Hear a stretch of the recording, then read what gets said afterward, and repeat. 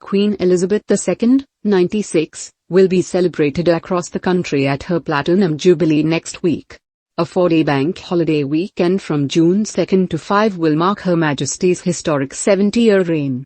No other sovereign in British royal history has matched the monarch's unprecedented milestone. Only Queen Victoria, her great-great-grandmother, comes close, having reigned for 63 years. Elizabeth came to the throne in 1952 upon the death of her father George VI, who had not expected to be king but succeeded his brother, Edward VIII, after he abdicated. In the run-up to the Queen's Jubilee, royal historian Dr. Ed Owens dissected her reign, claiming that, as well as her many successes, she has also been backward-looking. The former university lecturer and an expert on the House of Windsor wrote the book, The Family Firm, Monarchy, Mass Media and the British Public, 1932 to 1953. Speaking to Express.co.uk, he said, "Let us just look at it from the Queen's perspective. As an individual, we know that she is very cautious when it comes to innovation, when it comes to change for the sake of change. The great sort of innovator within the family was Prince Philip.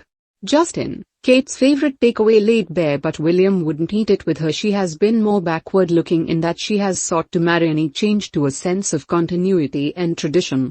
And I think when she came to the throne as young as she did, she didn't have a fully formed idea of what monarchy should be.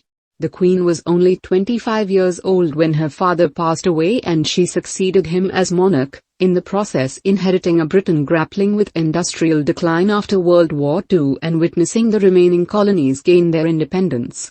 Dr. Owens claimed that the Queen has been averse to making significant changes to the monarchy from how it was when her father was on the throne. He said, if anything, the idea of monarchy that she had in her mind when she came to the throne was very much the idea of monarchy that her father had worked to produce.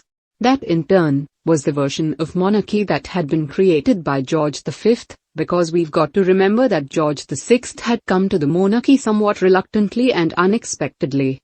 And in that respect, he essentially worked with what was already in front of him. It is like moving into a house and not changing any of the furniture because you don't want to move the furniture. That is how it has been. And Elizabeth II is the same. She has been very reluctant to innovate. One of the enduring features of the Queen's reign has been her focus on the Commonwealth. The so-called Family of Nations, the association of 54 countries, comprises many of Britain's former colonies and dependencies. The Commonwealth is set to feature prominently in the Jubilee, with a beacon to be lit in each of the capital cities of Commonwealth countries.